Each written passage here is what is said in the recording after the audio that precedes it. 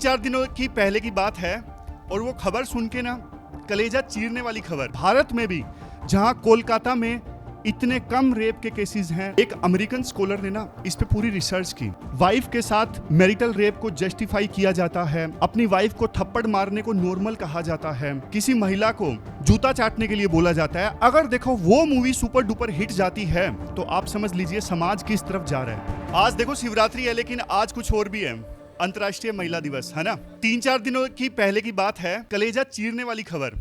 खबर क्या थी?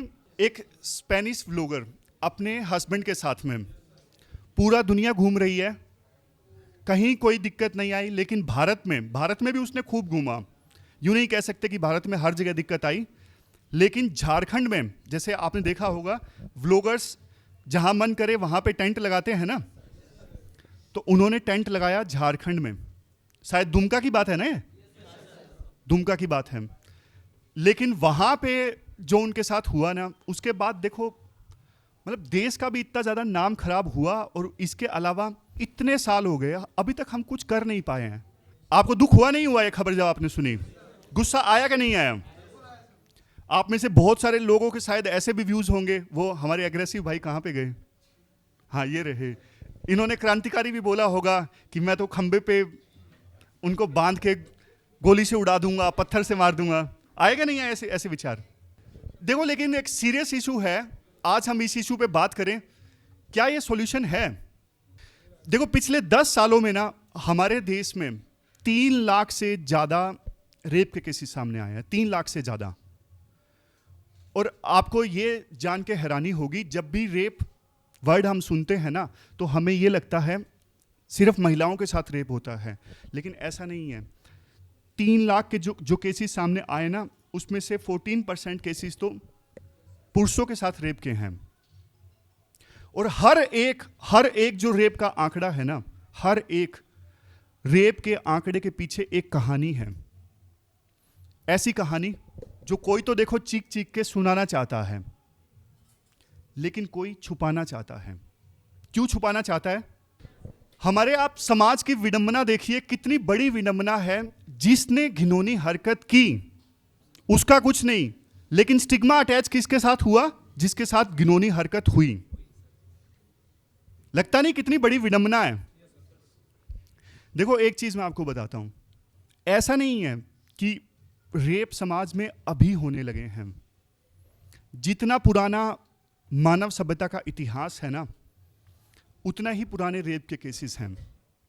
एक फैक्ट मैं आपको बता रहा हूं, आप इसे वेरीफाई कीजिएगा, क्योंकि मेरे पास वेरिफिकेशन का टाइम नहीं था। रावण के ऊपर आरोप था, रावण ने रंभा का रेप किया। मेरे पास वेरिफिकेशन का टाइम नहीं था, लेकिन विकिपीडिया पे ऐसा लिखा हुआ है रामायण के उत्तरकांड में। इसके अलावा देखो, आप इतिहास को डिटेल से पढ़ोगे ना, गुप्ताज ईरा में याज्ञवल्क्य स्मृति में लिखा हुआ है, जो रेप के आरोपी हैं उनको कठोरतम सजा दी जाए। अपस्तंभ धर्मसूत्रा में भी ये लिखा हुआ है। लेकिन सबसे बड़ा क्वेश्चन ये उठता है, ऐसा क्या है? मतलब वर्ल्ड के कुछ देशों में रेप के केसेस नहीं सामने आते हैं, भारत में भी जहां कोलकाता में इतने कम रेप के केसेस हैं, दिल्ली में इतने ज्यादा रेप के केसेस हैं। ऐसा क्यों? कौन आंसर देगा इसका? क्योंकि सर पहले भी होते थे, तो क्या इतना ट्रांसपेरेंसी, जो पारदर्शिता नहीं थी, तो ठीक है। सबसे बड़ा रीजन सर अब ये है। एक छोटा सा एग्जांपल देना चाहूँगा सर। प्राथमिक जब हम शिक्षा सब ले रहे थे तो हमने कछुए और खरगोश की कहानी सबने सुनी होगी, लेकिन क्या हम उस कहानी को जीवन में कभी उतार पाए? शायद कभी भी नहीं, और सब उतार भी नहीं सकते, क्योंकि हमें याद ही इसलिए कराई गई ताकि हम उसे पेपर में लिख सकें सिर्फ। तो इन छोटे छोटे किस्से कहानियों को छोटे छोटे बच्चों का जीवन का अंग बनाया जाए, और उच्च शिक्षा में तकनीकी क्षेत्र के लोगों के लिए महापुरुषों के, भले उनका सिलेबस का पार्ट नहीं है, लेकिन ऐसे विचारों को उनको सोचने के लिए मजबूर किया जाए ताकि वो खुद अपने आप को बेहतर बना सकें। सिर्फ शिक्षा का अर्थ ये नहीं होना चाहिए कि हमें रोजगार प्राप्त करना है, शिक्षा का अर्थ ये होना चाहिए कि एक जागरूक मानव बना।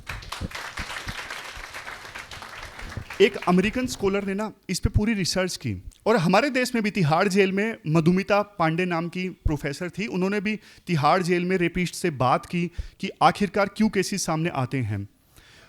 उन्होंने ना अपनी रिसर्च में ये पाया, जो रेपिस्ट है ना, ऐसा नहीं है कि वो उनका बिहेवियर कुछ बिल्कुल अलग सा था। ज़्यादातर लोगों को वैसे पश्चाताप भी था कि हमसे गलती हुई। ये उनके ना सडन बिहेवियर का पार्ट था। एकदम से इंस्टिगेट होके उन्होंने ये घिनौनी हरकत की। इंस्टिगेशन देखो कैसे भी आ सकता है, पोर्न मूवी देख के आ सकता है, या फिर किसी वायलेंट बिहेवियर का मैनिफेस्टेशन हो सकता है। कुछ लोगों ने इस रिसर्च में ये भी बताया कि उन्होंने सबक सिखाने के लिए ये काम किया, वो सबक सिखाना चाहते थे, इसीलिए इसे violent manifestation of violent behaviour कहा गया है। जब देखो देश का पार्टीशन हुआ था तो कितने रेप के केसेस सामने आए थे कि नहीं आए थे? तो वो क्या था? वायलेंट बिहेवियर का मैनिफेस्टेशन था। तो एक रीजन नहीं कह सकते कि आखिरकार क्यों लोग ऐसा करते हैं। और कई बार देखो ये भी बोला जाता है, मतलब सोशल कंडीशनिंग, समाज में रेप जो होता है ना वो तो फाइनल एक्युमुलेशन है, लेकिन ये जो सोच है, सोच तो देखो जब छोटे होते हैं तब से डेवलप होना स्टार्ट होती है क्या नहीं होती? गली में घूरना, गालियां भी किसके नाम पे है? महिलाओं के नाम पे गालियां।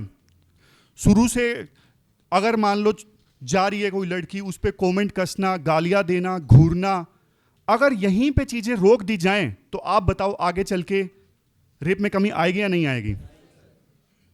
और कौन रिस्पॉन्सिबल है इसके लिए? एक बात बताओ, आजकल हम देखते हैं फ्रीडम ऑफ स्पीच की बात की जाती है। देखो फ्रीडम ऑफ स्पीच, और क्या इस चीज को जस्टिफाई किया जा सकता है? एनिमल मूवी आई, आपने सुना तो होगा, कम से कम देखा नहीं होगा। तो अगर देखो जावेद अख्तर ने एक बात बोली, अगर देखो किसी मूवी में वाइफ के साथ मैरिटल रेप को जस्टिफाई किया जाता है, अपनी वाइफ को थप्पड़ मारने को नॉर्मल कहा जाता है, किसी महिला को जूता चाटने के लिए बोला जाता है, अगर देखो वो मूवी सुपर डुपर हिट जाती है तो आप समझ लीजिए समाज किस तरफ जा रहा है। जब निर्भया का केस सामने आया था ना, 2012 की बात है, यहीं पे था मैं दिल्ली में, इतना बड़ा प्रोटेस्ट आजाद भारत में। मतलब वैसे तो देखो अलग अलग इश्यूज पे देखने को मिलते हैं, लेकिन महिलाओं के इशू पे इतना बड़ा प्रोटेस्ट इंडिया गेट के सामने, ऐसा लगा कि सच में भारत जाग गया है। सरकार इतनी ज्यादा उस समय डर गई थी, जस्टिस वर्मा कमेटी गठित की गई थी और मांग यह की गई थी कि रेपिस्ट को फांसी की सजा दी जाए। लेकिन जस्टिस वर्मा कमेटी ने यह कहा, अगर हमने ये प्रोविजन किया तो फिर क्या होगा? जो रेप एक्यूज्ड है ना, वो मार देंगे लड़कियों को। क्यों मार देंगे? कि उनको ये लगेगा कि वैसे भी हमें फांसी तो होनी ही है, तो ये बता ना सके, कम से कम हमारा जो क्राइम है वो जनता के सामने ना ला सके। इवन निर्भया केस में जो एक्यूज था मुकेश, उसी ने भी ये बोला था, हमें डर था कहीं सबको पता लग जाएगा। तो इस वजह से जस्टिस वर्मा कमेटी ने कुछ केसेस में बेशक कहा, शायद आदर्श सर क्लियर करेंगे इस चीज को, लेकिन वैसे उन्होंने इन प्रिंसिपल रिजेक्ट कर दिया कि रेपिस्ट को मौत की सजा ना दी जाए। समझ रहे हो? इसमें देखो एक जो डायमेंशन है ना, उसका भी मेंशन करना जरूरी है, फेक केसेस का। देखो अलग अलग डेटा है, नेशनल क्राइम रिकॉर्ड ब्यूरो का डेटा अलग है, स्टेट पुलिस का डेटा अलग है, लेकिन जो रेप के केसेस दर्ज होते हैं ना, 50% से ज़्यादा फेक केसेस होते हैं। तो महिलाएं ही महिलाओं के काज को डिस्ट्रॉय कर देती हैं, क्योंकि इतने सारे फेक केसेस सामने आते हैं। उस वजह से ना जो सेंसिटिविटी है ना केस की, जो सीरियसनेस है ना, उसको बहुत डाइल्यूशन मिलता है। तो यहाँ पे भी बहुत ज़्यादा अवेयरनेस लाने की आवश्यकता है। स्कूल से ही अगर सिखाया जाएगा बढ़िया ढंग से, नो मतलब नो, चाहे वो दबी जबान में हो या फिर चिल्ला के हो। कंसेंट का मतलब क्या है? अगर देखो स्कूल से ही ये सिखाया जाएगा तो धीरे धीरे अवेयरनेस आएगी। हमारे देश में क्या है कि इवन बायोलॉजी का जो चैप्टर है ना, वो तक डिस्कस नहीं किया जाता है। तो सेक्स एजुकेशन भी आनी चाहिए, ऐसे इश्यूज पे बात होनी चाहिए। बात नहीं करेंगे तो फिर सीखेंगे कैसे, समझेंगे कैसे बच्चे?